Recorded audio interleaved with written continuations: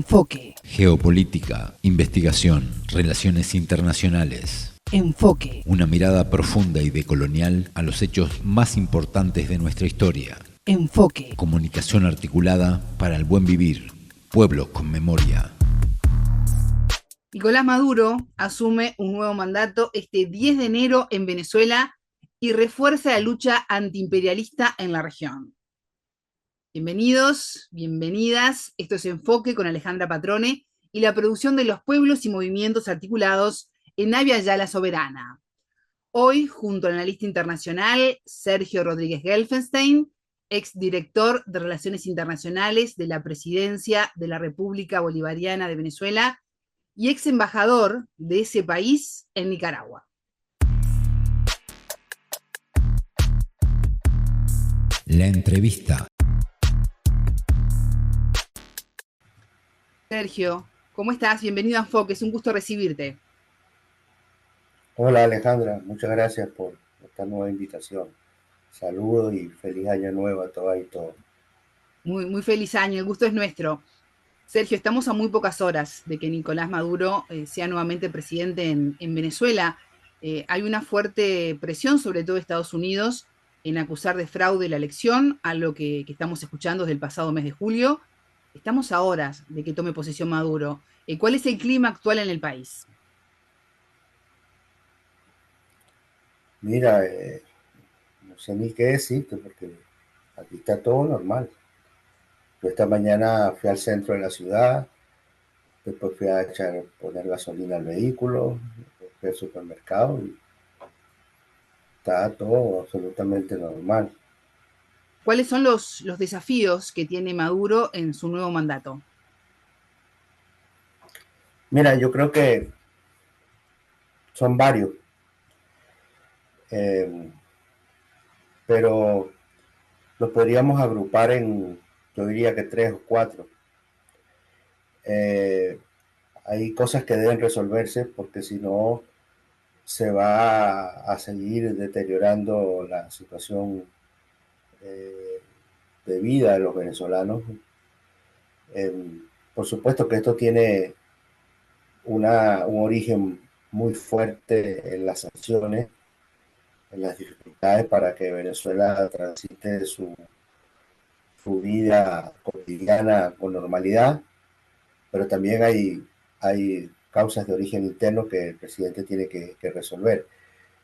Yo diría que si los podíamos agrupar, diría que en primer lugar la necesidad de resolver el problema de los servicios básicos, agua, luz, gas, teléfono, que tienen serias dificultades todavía. En segundo lugar, que solucione los problemas de la distribución de la gasolina. Todavía se siguen haciendo grandes colas para abastecerse de gasolina y eso genera mucho malestar entre los ciudadanos. En tercer lugar, debería abocarse al mejoramiento de las condiciones de los hospitales, de la salud pública en general, que tuvieron un momento estelar durante el gobierno del presidente Chávez y que se ha venido deteriorando en la medida de la crisis. Y el cuarto punto, que creo que es el definitivo, el decisivo, el más álgido, el más complicado, pero creo que el que va a determinar en gran medida el futuro tiene que ver con los sueldos, con los salarios de los empleados y de los trabajadores. Creo que podríamos agrupar, cuando tú me hablas de retos, creo que los podríamos agrupar en esos 4 aspectos fundamentales. Por cierto, hay muchos más, pero me parece que como política de gobierno debería abocarse a esos 4 elementos. Sergio, yo escuchaba hace unos días, ¿no? Vamos a recordar que en las elecciones pasadas del mes de julio, el presidente Nicolás Maduro se enfrentó a Edmundo González. Y escuchaba a González asegurar que su intención era viajar en las próximas horas a Venezuela y tomar posesión del cargo. ¿Qué crees que, tú decías, Venezuela está en calma? ¿Qué crees que está buscando realmente con este tipo de declaraciones? Bueno, dar continuidad a lo que han hecho durante 25 años, que es crear zozobra, fomentar la realización de actos terroristas, eh, intentar que en Venezuela no haya paz ciudadana, que haya enfrentamientos, que los objetivos de la democracia no se puedan cumplir, que, que se generen condiciones para que Estados Unidos se apropie del país. Pero no es nada nuevo, son modalidades distintas.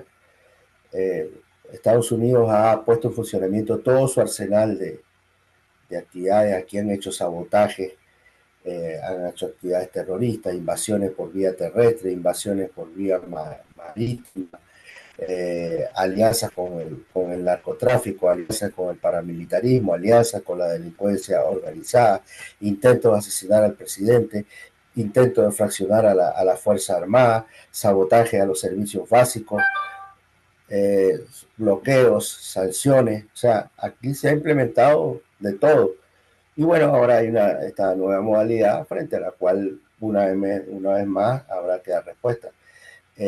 Si el señor González pone un pie en Venezuela, va a caer preso. Ya están todos los, ya están, digamos, jurídicamente ya está planteado. Hay una orden de captura por los delitos que ha cometido. Entonces, bueno, él verá si está disponible, está dispuesto a sus 75 años a estar en una prisión en Venezuela. Como contrapartida a todo lo que venís enunciando, Maduro dijo que en su nuevo mandato va a mantener la lucha contra el intervencionismo extranjero imperialista y la derecha extremista fascista.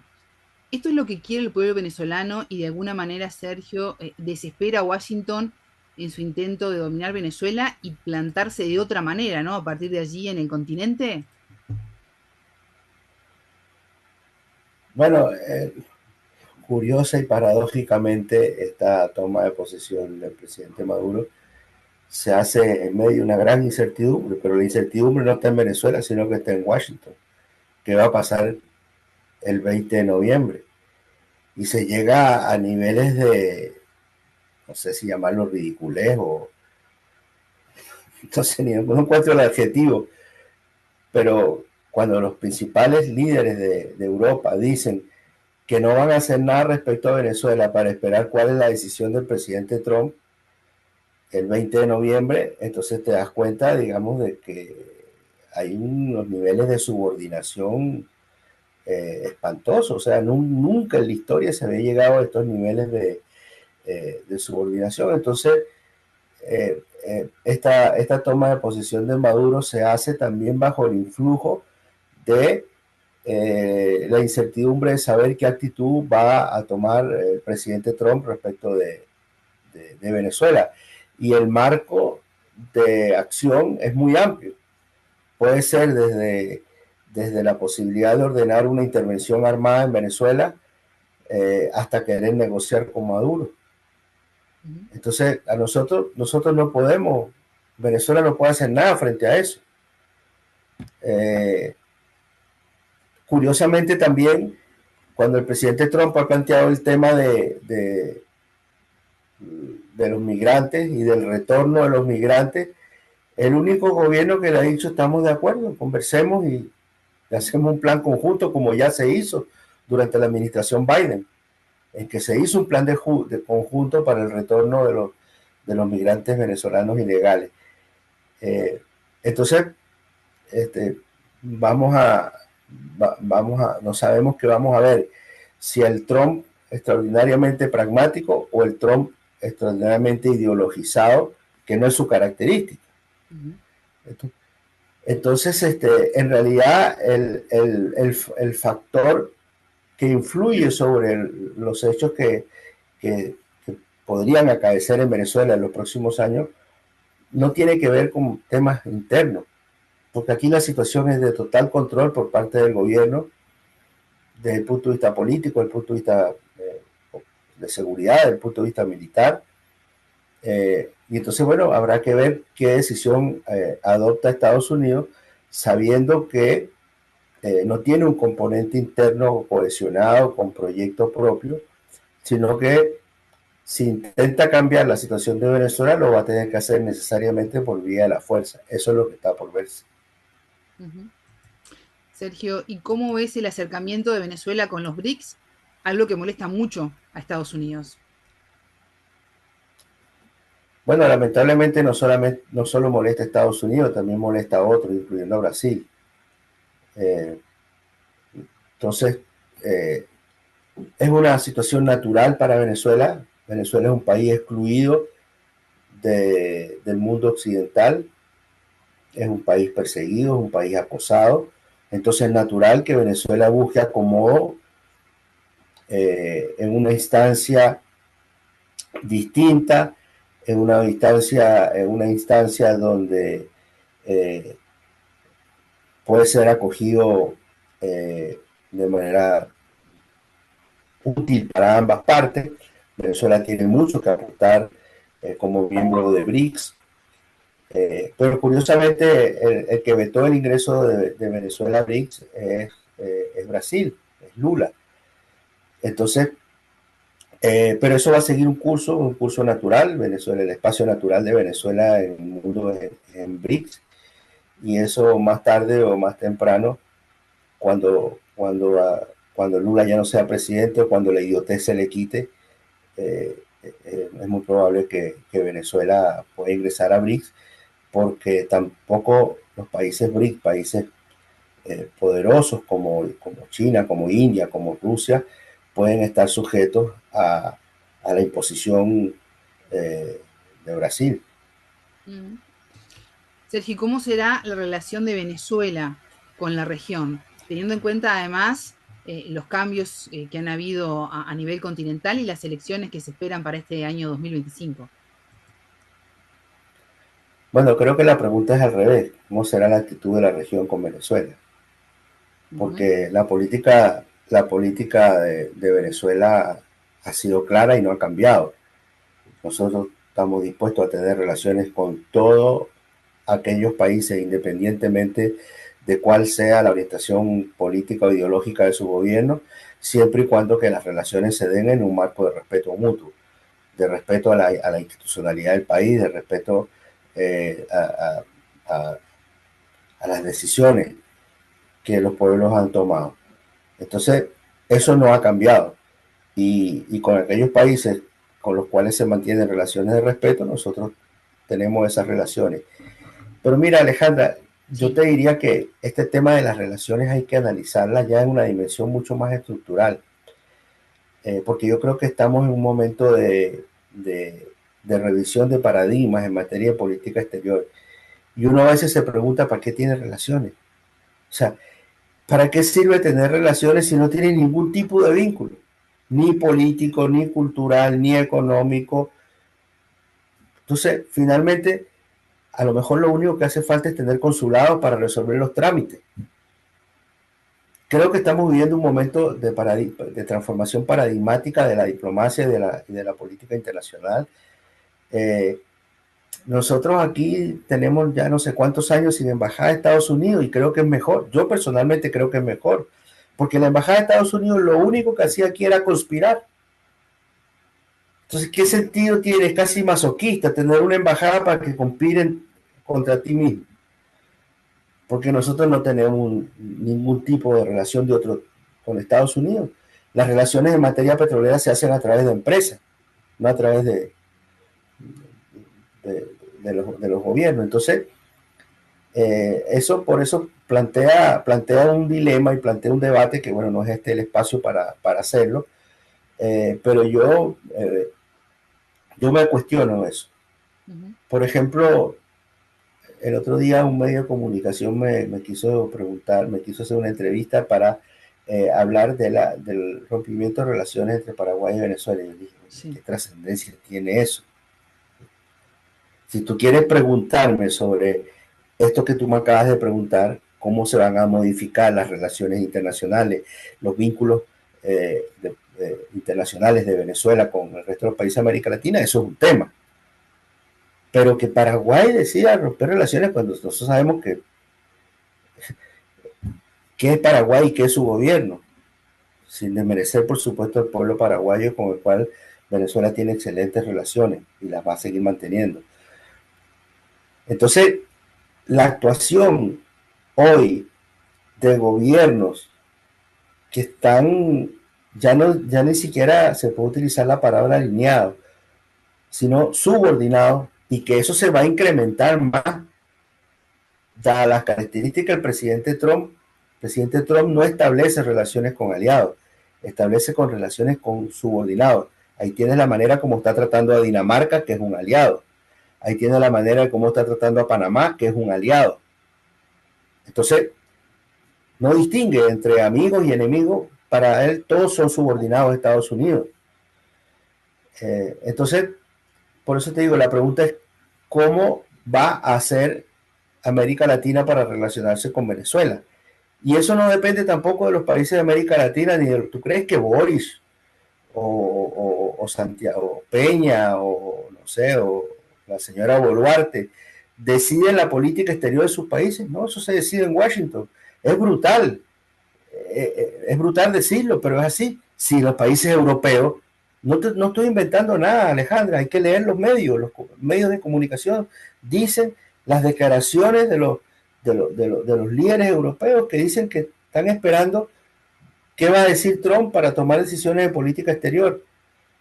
Entonces, yo creo que se va a hacer medio complicado en el futuro hacer preguntas sobre relaciones internacionales, porque se avanza hacia una situación totalmente distinta, en que muchas de las actuaciones, yo creo que en los próximos 20, 30 años, por ejemplo, Europa va a desaparecer como un actor político internacional relevante. Entonces, yo el otro día le preguntaba en una entrevista, yo le decía, pero ¿por qué es tan importante que Venezuela tenga relaciones con Francia? A mí realmente me parece que es mucho más importante tener relaciones con Argelia, con Sudáfrica, con quien tenemos intercambio, tenemos acercamientos culturales, tenemos intercambios académicos y educativos. Con Francia no tenemos nada. Tenemos una embajada francesa que está 24 horas al día aquí en Caracas pensando cómo derrocar al presidente Maduro. Entonces, ¿qué sentido tiene que exista eso? La verdad que yo creo que estamos en un momento, lo repito, de cambio paradigmático en materia de política exterior y relaciones internacionales, y creo que las acciones tomadas con respecto a Venezuela están marcando el rumbo en ese sentido. Piensa tú y con respecto a Venezuela ocurrió un hecho inédito en materia de política internacional, que es crear una organización internacional, el Grupo de Lima, para derrocar un gobierno. O sea, se creó un organismo multilateral para derrocar un gobierno. Eso nunca había ocurrido en la historia.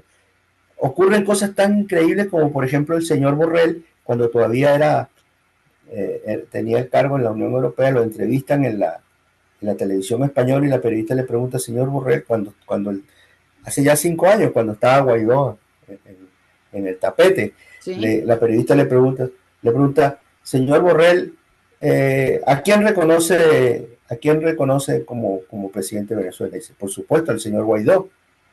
Y le pregunta la periodista, ¿y si hay algún problema con una empresa española o europea, con quién, o un ciudadano o algo que tratar con el gobierno, con quién hablan? Bueno, por supuesto con el gobierno del presidente Maduro. Entonces le dice la periodista, pero señor Borrell, ¿se está dando cuenta que está diciendo una incongruencia? O sea, eso es la televisión española, no es en Sputnik ni en RT. Los propios periodistas inteligentes desnudan esta cantidad de incongruencias que están ocurriendo. Entonces, Alejandra, nos tenemos que acostumbrar a la incongruencia como método. Y eso dificulta mucho a ustedes, los periodistas, hacer las preguntas, y a nosotros, los analistas, a tratar de dar respuestas.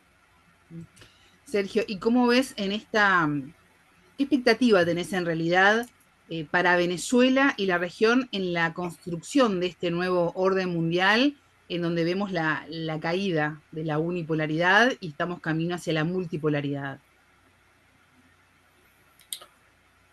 Mira, en medio de todas las dificultades, Venezuela creció el año 2024 6,2% según los datos de la CEPAL.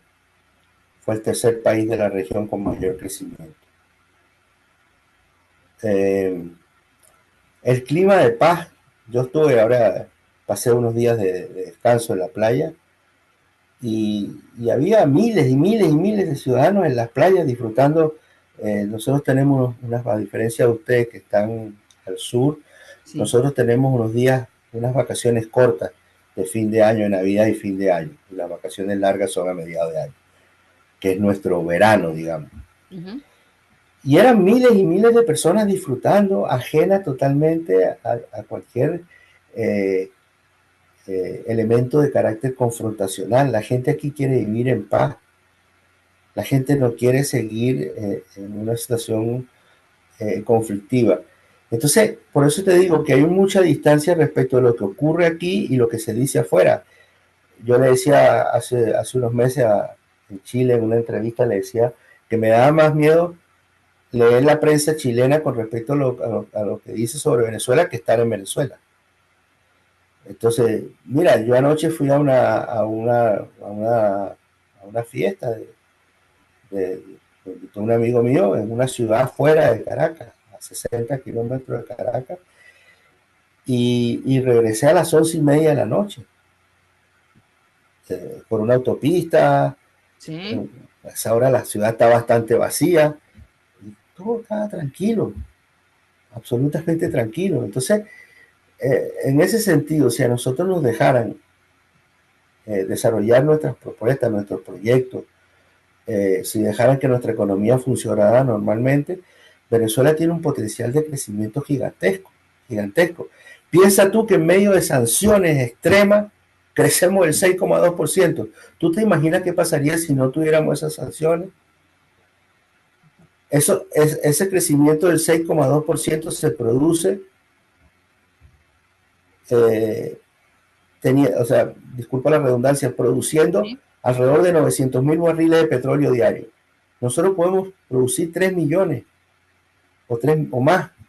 Antes de la crisis, Venezuela producía establemente 3.300.000 barriles diarios, o sea, 3 veces, más de 3 veces lo que está produciendo ahora. Pero además, Venezuela es un país rico en hierro, en coltán, en gas. Tiene un potencial de producción agrícola que nos va a transformar en muy poco tiempo en un gran productor de alimentos y un gran exportador de alimentos.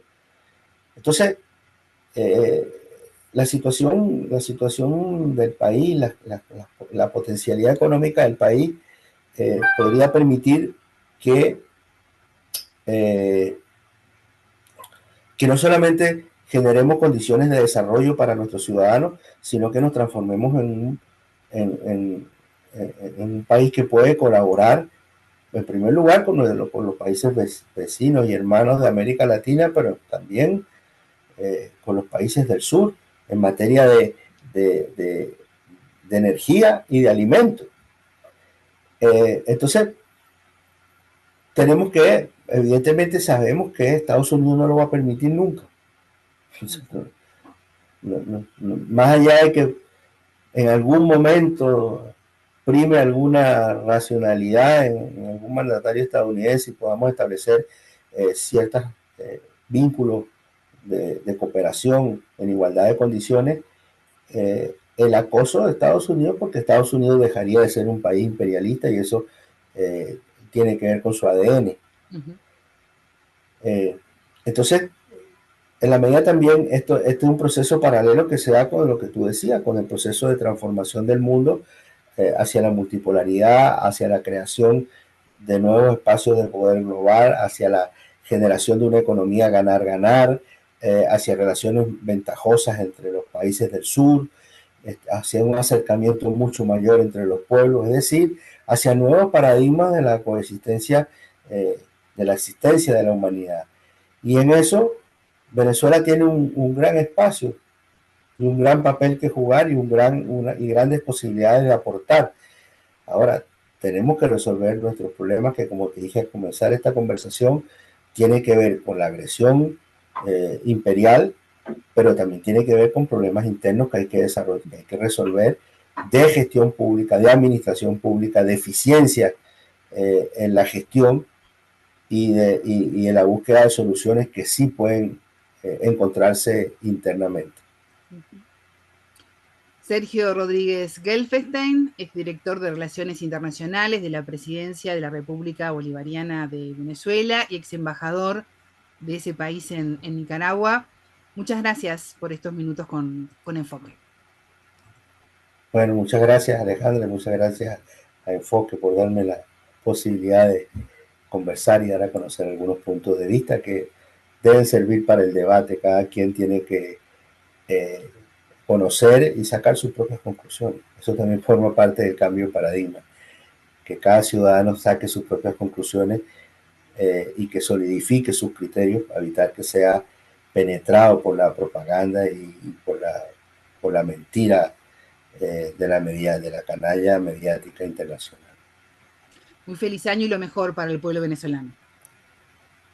Muchas gracias, Alejandro. A ustedes les decimos que pueden volver a escuchar este programa en www.radiovictoriagt.com.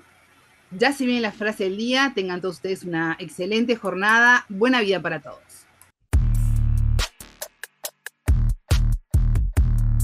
La frase del día.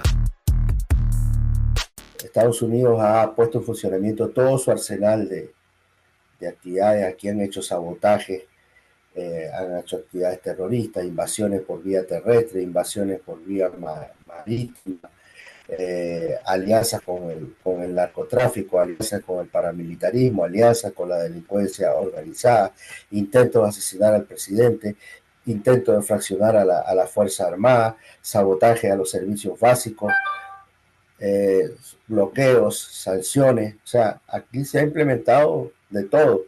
Y bueno, ahora hay esta nueva modalidad frente a la cual una vez más habrá que dar respuesta. Si el señor González pone un pie en Venezuela, va a caer preso. Enfoque, con Alejandra Patrone y la producción de los pueblos y comunidades articulados en Abya Yala Soberana para www.radiovictoriagt.com. Transmiten Radio Dignidad de Honduras, Codecá Guatemala, Abya Yala Soberana, Minca Comunicaciones de Argentina, Rondas Campesinas de Perú y Radio Victoria de Guatemala.